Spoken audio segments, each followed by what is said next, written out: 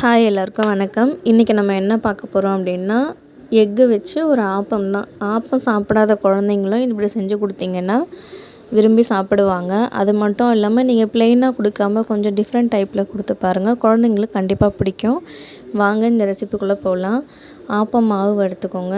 மாவு வந்து அதோட அளவு போட்டு அரைக்கணும் அப்படின்னு நீங்கள் எதிர்பார்த்தீங்க அப்படின்னா சொல்லுங்கள். நான் அந்த அளவு வந்து எப்படி போடணும், அதாவது ஆப்பத்துக்கு மாவு அளவு எப்படி போடணும்னு சொல்லிட்டு அதுக்கான ஷார்ட்ஸ் இல்லைன்னா வீடியோ எதாவது நான் போஸ்ட் பண்ணுறேன்.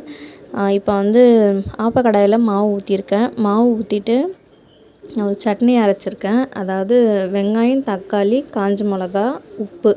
தண்ணியே சேர்க்கக்கூடாது. தண்ணியே சேர்க்காம நல்லா வதக்கிட்டு அரைக்கும் போதும் தண்ணி சேர்க்கக்கூடாது. நல்லா பேஸ்ட் மாதிரி நல்லா நைஸாக அரைச்சிக்கோங்க. காஞ்ச மிளகா நான் வந்து 5 எடுத்திருக்கேன். உங்கள் காரத்துக்கு ஏற்ற மாதிரி நீங்கள் வந்து அதுக்கேற்ற மாதிரி போட்டுக்கோங்க. ஆப்பம் ஊற்றின பிறகு ஃபஸ்ட்டு முட்டை ஊற்றாமல் அதுக்கப்புறம் என்ன பண்ணணும் அப்படின்னா, ஆப்பம் ஊற்றின பிறகு அந்த நம்ம அரைச்சி வச்சுருக்கோம் இல்லையா சட்னி, அது வந்து நல்லா ஒரு ஸ்பூன் அளவுக்கு எடுத்து நல்லா ஸ்ப்ரெட் பண்ணி விட்டுருங்க. ஸ்ப்ரெட் பண்ணிட்டிங்கன்னா நல்லா ஒட்டிக்கும்.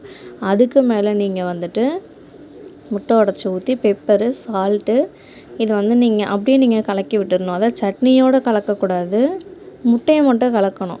நீங்கள் சட்னியோடு கலக்கிட்டிங்கன்னா டேஸ்ட் வந்து ரொம்ப வித்தியாசமாகிடும். ஆனால் பிடிக்கும், நல்லா தான் இருக்கும் குழந்தைங்களுக்கு சாப்பிடும்போது. ஆனால் நீங்கள் வந்து முட்டையை மட்டும் கலக்கிட்டு பெப்பரு, சால்ட்டு சேர்த்துக்கோங்க. அப்போ வந்து ஆம்லேட் மாதிரி அப்படியே ஃப்ரெஷ்ஷாகவே இருக்கும் எக்கு. அது பார்க்கும்போது குழந்தைங்களுக்கு சாப்பிட்ணுன்னு தோணும். அப்படியே நீங்கள் திருப்பி போட்டு வேக வச்சு எடுத்துட்டிங்கன்னா எக் ஆப்பம் வந்து ரெடி ஆகிடும். அதாவது முட்டை மசாலா ஆப்பம்.